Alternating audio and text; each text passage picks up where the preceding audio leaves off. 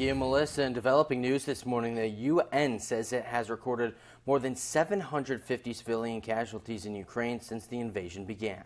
And Putin is now targeting more civilian sites with deadly strikes. CNN crews across the country have spoken with Ukrainians, including some about 100 miles south, who are sheltering in a makeshift bomb shelter under a synagogue. There is a strong expectation that this town could be next in line. CNN's Sam Kiley reports that there is a particularly strong sense of solidarity here between the Jewish community and other Ukrainians here, while they all continue to shelter in place. So despite worldwide condemnation and tough sanctions, Russian President Vladimir Putin still shows no sign of backing off Ukraine. This as the West weighs what to do next, as Russian missiles are rocking Ukraine, destroying buildings and killing innocent civilians as mentioned. NBC's Bree Jackson reports from Washington. Russia targeting city after city as it steps up its assault on Ukraine, killing civilians and leaving residents fleeing to safety.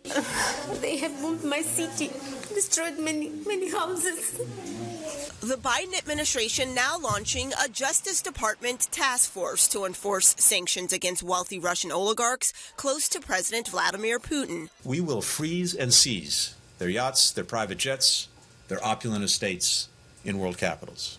And laying out a slew of new sanctions against Russia's defense sector.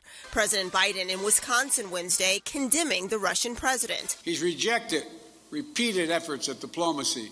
Russia's economy has already suffered a serious blow, yet the Kremlin insists tough sanctions will not deter military actions. There's a lot of combat power that the Russians still have available to them.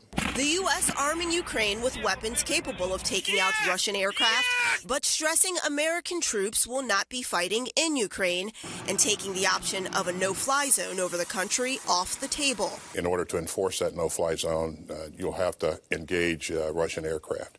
And again, that would put us at war with Russia. Russian and Ukrainian officials say they're ready for a second round of peace talks. Still, U.S. defense leaders warn of difficult days ahead. The UN estimates more than 1 million people have already left Ukraine for neighboring countries. The agency predicts that up to 4 million could leave if the war continues to escalate. In Washington, I'm Bree Jackson for NBC News.